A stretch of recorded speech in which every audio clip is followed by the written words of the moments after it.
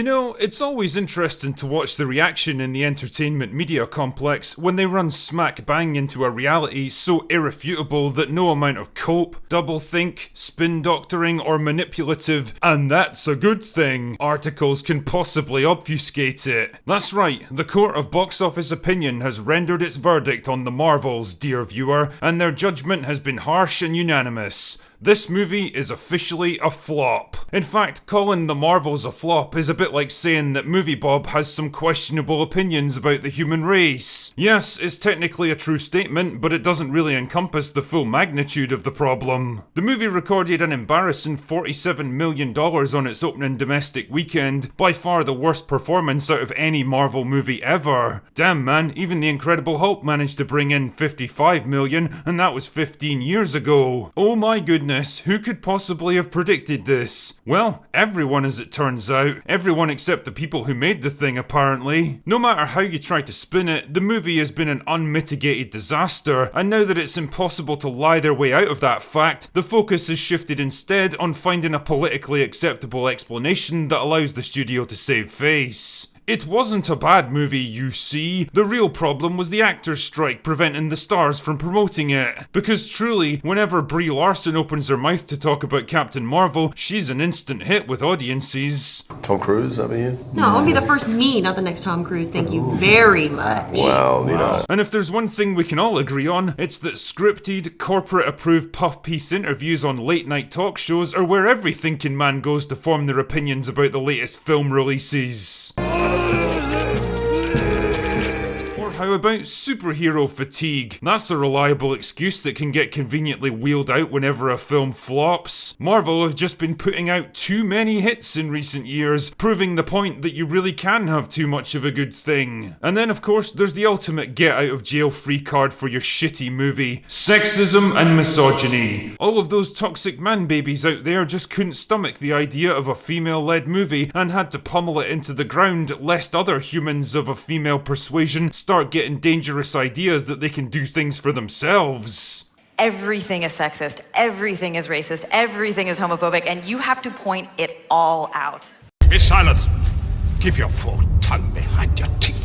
It's mostly bullshit, of course, and it either ignores or misrepresents the multitude of actual reasons why this movie was practically doomed from the start. But hey, if the access media aren't interested in calling it like it is, then I guess the drinker will have to step in and do their job for them. So strap in as I break down the real reasons why the Marvels flopped. 1. It's part of a dying brand. You don't need me to tell you that the MCU has been in decline for several years now, partly caused by a meandering, fragmented, and unengaging narrative that doesn't really feel like it knows where it's going, or that it's building towards anything, and partly because of a sharp decline in the quality of their movies. Marvel suffered a series of embarrassing flops and underperformers over the past 3 years, meaning there's less and less incentive to go see them. Yeah, superhero fatigue is a thing that's starting to cut into the box office, but more specifically, what they're facing here is Marvel fatigue. There's too much content and it's mostly shit, and as a result it's souring people on the entire brand. 2. There's no big names attached to it. Harsh as this may sound, none of the actors in this movie are the kind of box office draws that a film like this desperately needs to generate buzz. Iman Vellani, Zawe Ashton, and Teyonah Parris are all fucking nobodies. Brie Larson's only high-profile role was in the first Captain Marvel 4 years earlier, and at this point, even Samuel Jackson isn't all that exciting. Partly because he seems determined to appear in every single movie getting made, so his presence isn't exactly a big event anymore, and partly because nobody cares about his character now. Nick Fury's been gradually broken down and deconstructed in recent years to the point where the coolest character in the MCU, played by the coolest actor in Hollywood, feels more like a fat, embarrassing middle-aged dad trying to hang with his son's friends. Which brings me along to my next point. Number 3, there's no popular characters. The movie features a trio of female superheroes at its core, 2 of which have only appeared in obscure Disney Plus shows, and a third which was never popular in the first place and has barely been seen in over 4 years. Yeah, I know there's still a few die-hard Marvel NPCs out there that'll literally defend anything shat out by the MCU and just love to point out that the first Captain Marvel made over $1 billion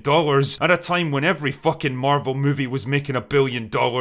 In reality though, it was the most protected movie in history. The review scores were carefully managed to give it the most positive rating possible, and it was released under the most favourable market conditions that have ever existed, conveniently sandwiched between two of the biggest films in the entire MCU, when excitement for the brand was at a fever pitch, with a marketing campaign that somehow managed to convince everyone that it was going to be an event movie on the same level as Infinity War and Endgame. Put simply, it wasn't, but by the time everyone realised that fact, it was too late and the movie had made bank. Either way, the point is that nobody was particularly invested in Captain Marvel as a character, mainly because she didn't really have one. She was a perfect example of what Gary likes to call the hero's journey, a wish fulfillment power fantasy that starts out strong and awesome, is liked by almost everyone, wins at everything to become even stronger and more awesome, and eventually realises that the only thing holding her back from god tier level of awesomeness is the rest of the world failing to accept how amazing she is. I mean, really, is it any wonder that people didn't connect with a character like that? And the thing is, she's not exactly alone either, which brings me neatly on to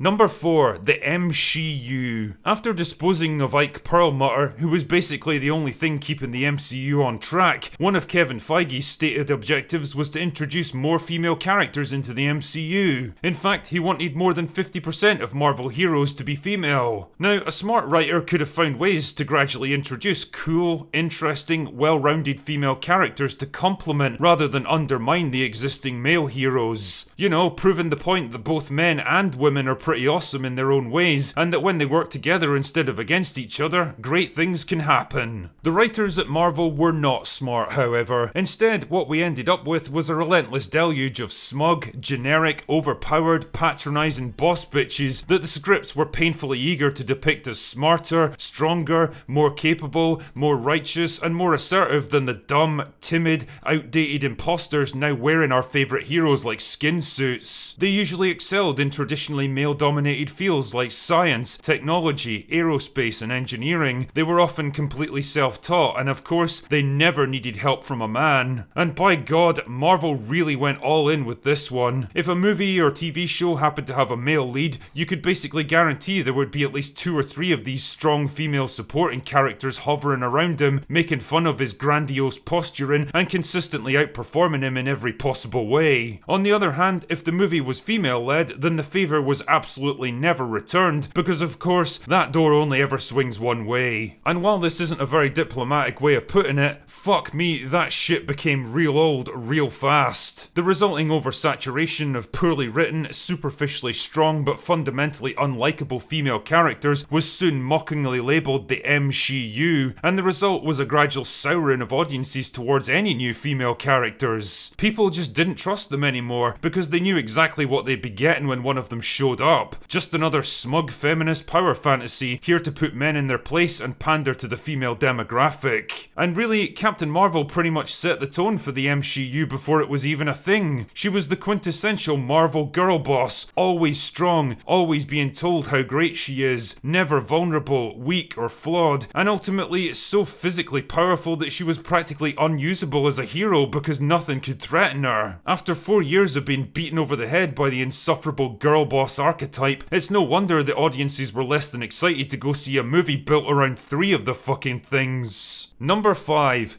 It sucks. I mean, I don't think that point requires much elaboration, really. The Marvels is basically a shit film with a bland, formulaic story that feels like it was written by a retarded AI, boring characters with nonsensical motivations, apathetic performances, crappy editing and visual effects, and absolutely no heart or passion. In short, The Marvels was basically always gonna fail, because most of the conditions that set the original movie up to succeed were now working against it. And it does make me wonder if this film might represent a turning point of sorts, an end to the bloated, predictable excesses of a studio that once believed it could do no wrong, an end to the tired, predictable girl boss trope that's blighted so many people's enjoyment of the MCU, and in a larger sense, an end to the reign of the big budget superhero movie. Next year is going to be a quiet one for Marvel, with only a single movie penciled in for release, and it does make me wonder if they'll use this lull in production to rethink their creative direction. Time will tell, but something tells me the failure of the Marvels is something they won't forget in a hurry. Now, just before I fuck off to drink myself into oblivion again, I wanted to remind you that my shiny new Critical Drinker merch store is now up and running and accepting orders. I figured it was about time to turn this stuff over to artists and designers who actually knew what they were doing, and they've already produced some kick-ass designs that look miles better than anything that was available before. So if you're interested in taking a look, I'll leave a link in the description. Anyway, that's all I've got for today. Go away now.